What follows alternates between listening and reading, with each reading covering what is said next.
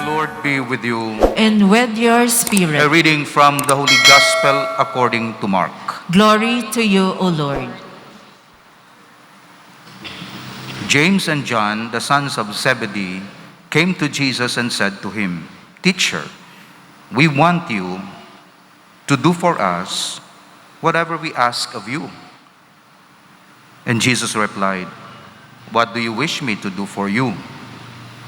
And they answered him, "Grant that in your glory we may sit, one at your right and the other at your left." Jesus said to them, "You do not know what you're asking. Can you drink the cup that I drink, or be baptized with baptism with which I am to be baptized?" And they said to him, "We can." And Jesus said to them, "The cup that I drink, you will drink. And with baptism with which I am baptized, you will be baptized. But to sit at my right and my left is not mine to give, but it is for those for whom it has been prepared." When the 10 heard this, they became indignant at James and John. Jesus summoned them and said to them, "You know that those who are recognized as rulers over the Gentiles lord it over them, and the great ones make their authority over them felt. But it shall not be so among you. Rather, whoever wishes to be great among you will be your servant. Whoever wishes to be first among you will be the slave of all. For the Son of Man did not come to be served, but to serve and to give his life as a ransom for many." The Gospel of the Lord. Praise to you, Lord Jesus Christ. Please be seated for the homily. Ang Ebanghelyo nagasugid sa aton nga para madabot naton ang kahimayaan sang Dios, maagi kita sa alagyan sang krus. Gani ang way of the cross, eksperyensyahan gid sang tawo para maluwas siya. Kung gusto mo maluwas, hindi ka maglikaw sa way of the cross. Hindi ka maglumpat. Hindi ka magpanggita sang alagyan. You have to pass through it.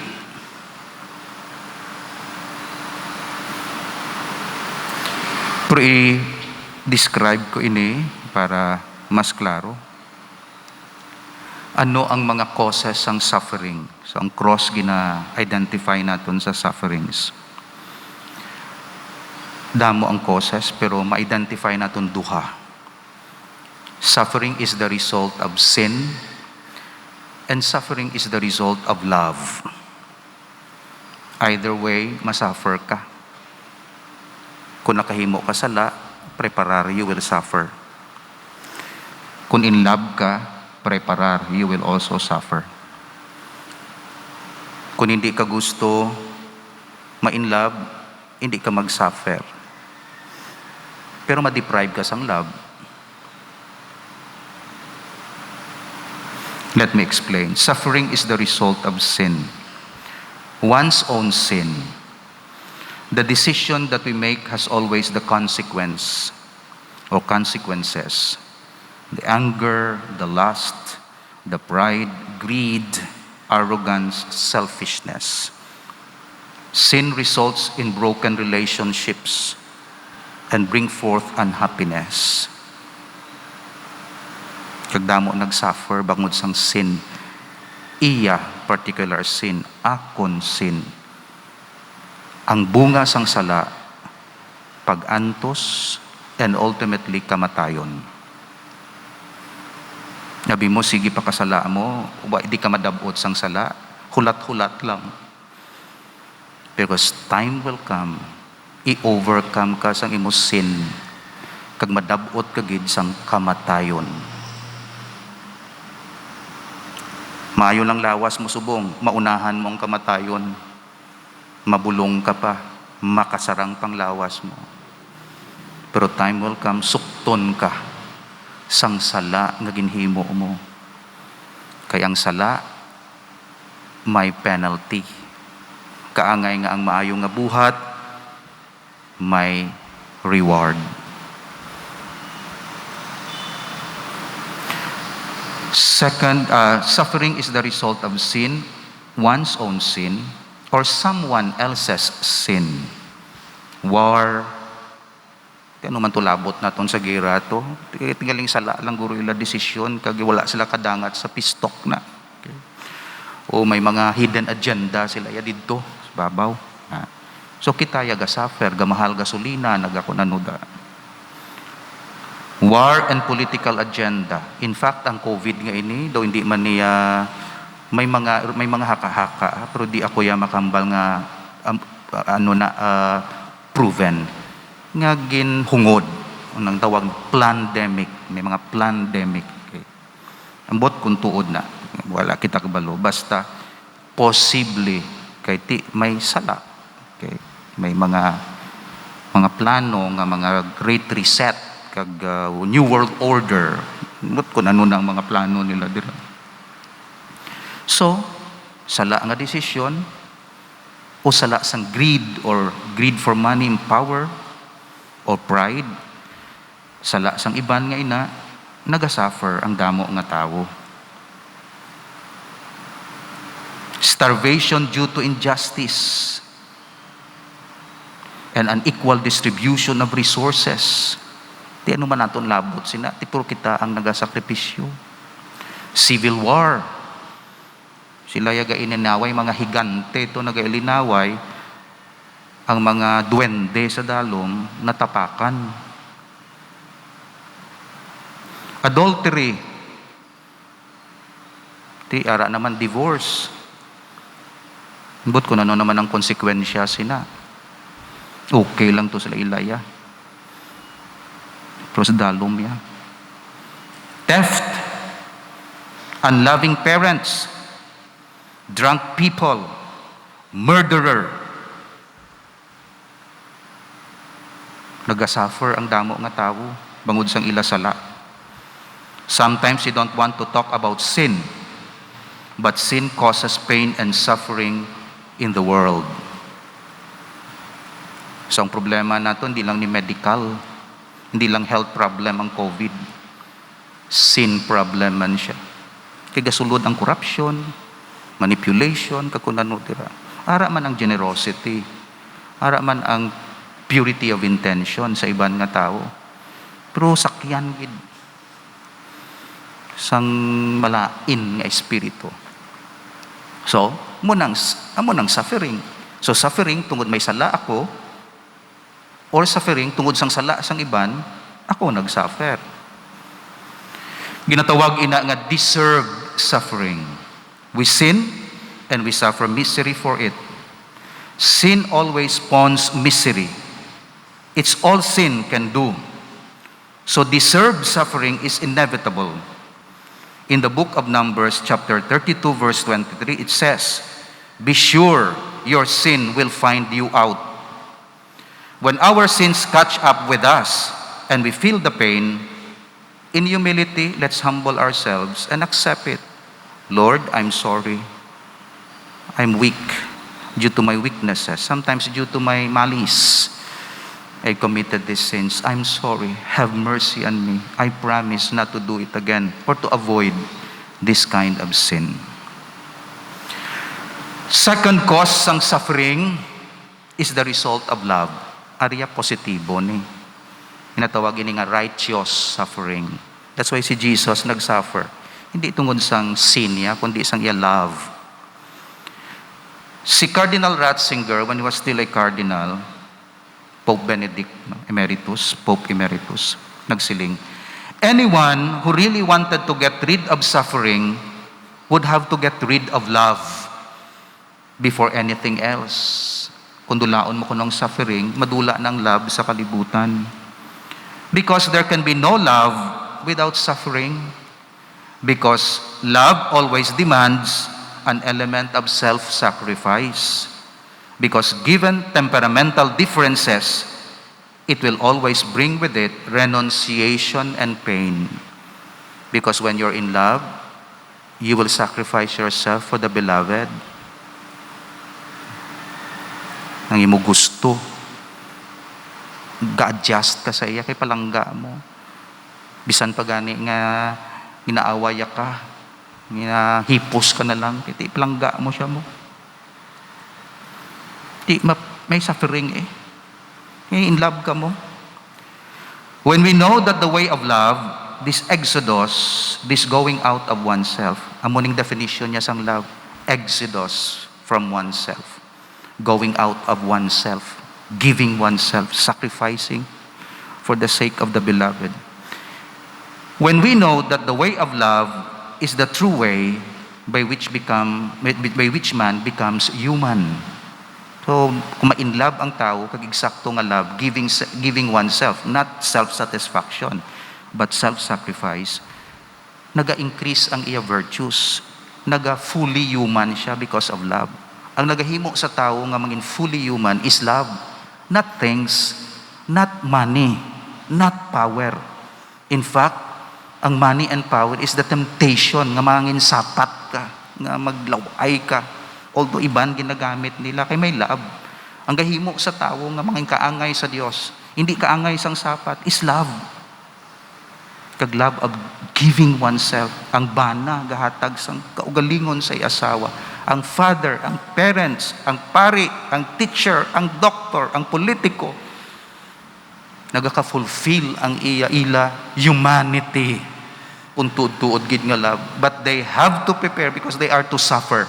They will suffer because they have chosen to love. Then we also understand that suffering is the process through which we mature.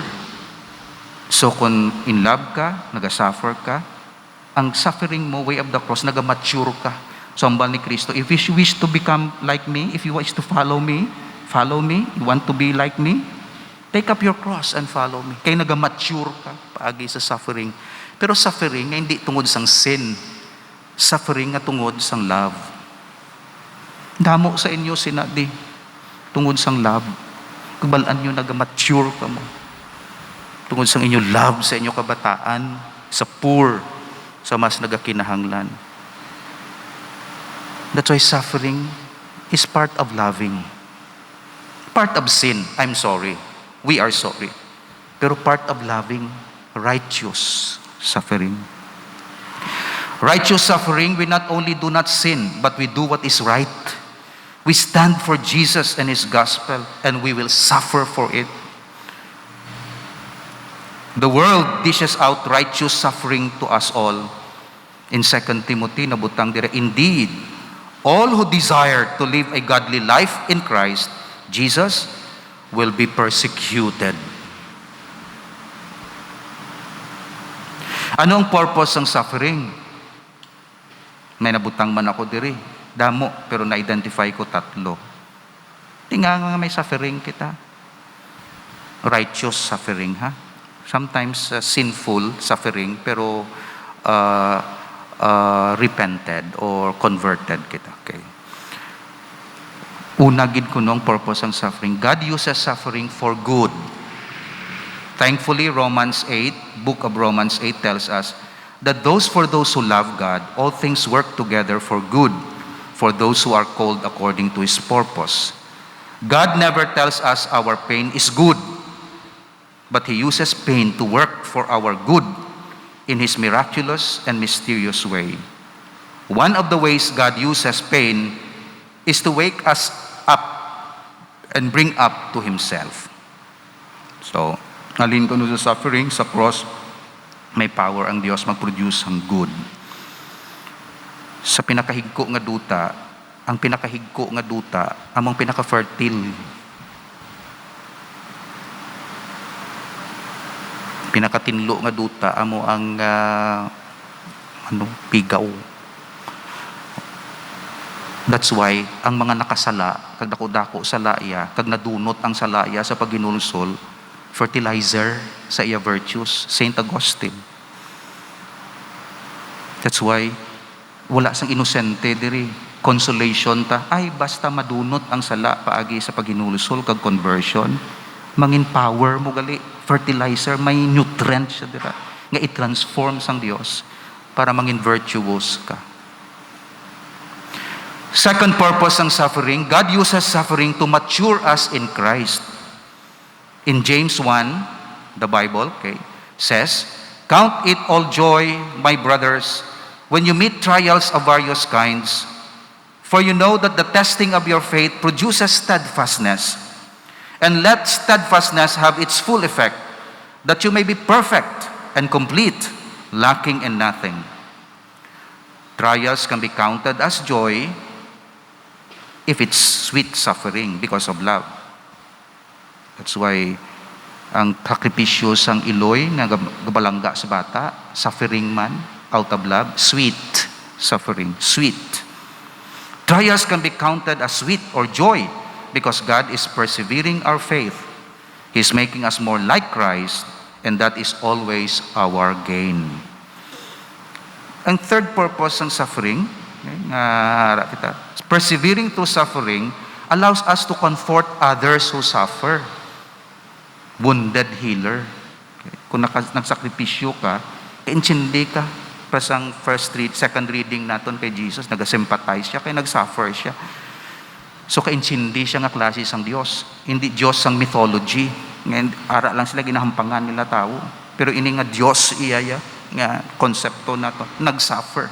That's why kabalugid siya kung ano ang suffering. It brings through, persevering through suffering allows us to comfort others who suffer. Ang mga example ko lang ang mga gin-rape nga babae, gin-rape, no? Tapos nangisog gid yan, nagpanindugan gid sa dignidad sang babae. Grabe sila magbulig sa pareho nilang nabiktima nga rape. Grabe ang ila energy, sympathy nila, ila commitment. Nga hindi maagyan sang iban nga babae ang ila inagyan. God brings us through suffering so we can comfort others who are suffering. 2 Corinthians chapter 1, verses 3 to 4 says, "Blessed be the God and Father of our Lord Jesus Christ, the Father of mercies and God of all comfort, who comforts us in all our affliction, so that we may be able to comfort those who are in any affliction with the comfort with which we ourselves are comforted by God." The best burden bearers are the ones who needed someone to carry their burdens in the past. Ang nami nga manugbulig, ang nakabaton man sang bulig sang nagligad. Ang best nga teacher paano sa cancer o ano, dana, ang nakaagi man cancer. Lastly, ano iya ang mga sahi sang suffering? Physical suffering, diseases, war, etc. Physical, natural calamities. Pero may i-avoid kita nga suffering or evil, isa, ginatawag nato na moral evil. Moral evil. Moral suffering. Ang moral suffering, amo na ang pilas sang kalag. Physical suffering, sa lawas lang na. Kung wala ka na lawas, wala na physical suffering. Pero kung nakasala ang imo kalag, forever siya nga may moral suffering, pain in hell. That's why ang sa lawas naton may alibyo, may pero hindi kita malipat nga ang kalag masuffer man. Pero hindi physical, moral. Sin sa kalag, diseases sa lawas. Kung ano kadamo, hindi ko isa. Kung ano kadamo ang disease sa lawas, sobra pa ang kadamo sang disease sang kalag. Kung kaisa, nami imo lawas, pero masakiton imo kalag. Kung kaisa, masakiton lawas mo, pero healthy imo kalag. Nami gid duha healthy ka, physical and moral.